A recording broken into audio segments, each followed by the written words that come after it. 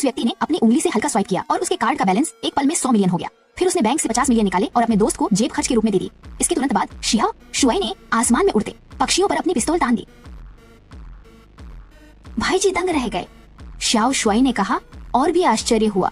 उसने ऊर्जा केंद्रित की और पार्किंग के कोने में गया। वह पुरानी कार स्टार्ट हो गई। शियाओ शुआई ने कार चलाने का इशारा किया।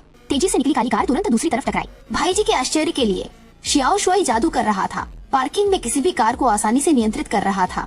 इस करतब ने भाईजी को अवाक कर दिया। मैं चौंक गया, ये क्या हो रहा है? उस युवक ने शांति से टी शर्ट उतारी। एक यांत्रिक भुजा प्रकट हुई। वह इंसान नहीं रहा। परसों रात जब शियाओ शुआई पार्क में आराम कर रहा था तब यह घटना हुई।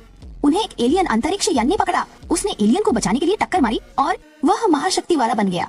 रोबोट को सब पता था और ब्रदर जी आभारी थे। उत्साह दिख रहा था, पर स्कूल पहुंचते ही जी गए कि खुशी गायब हो गई। कक्षा के बदमाश फिर उसे परेशान कर रहे थे। शियाओ शुआई ने उनके हाथ झटक दिए। शियाओ कौन ने शियाओ शुआई को पीटने की कोशिश की और अगले ही पल मुझे हड्डियां टूटती सुनाई दी। उसके चेहरे से दर्द साफ था। सहपाठी स्तब्ध थे। शियाओ कुन्हू ने माफी मांगी, लेकिन शियाओ शुआई उसे मारना चाहता था। भाईजी ने आकर शियाओ कुन्हू को बचा लिया। शियाओ शुआई ने सोचा उसने खुद को ही मारा, क्योंकि उसके पिता ने उसके जन्म के समय ही उसे और उसकी मां को छोड़ दिया था। इस कारण उन दोनों ने अत्यधिक असहनीय पीड़ा और कठिनाइयों से भरा जीवन व्यतीत किया।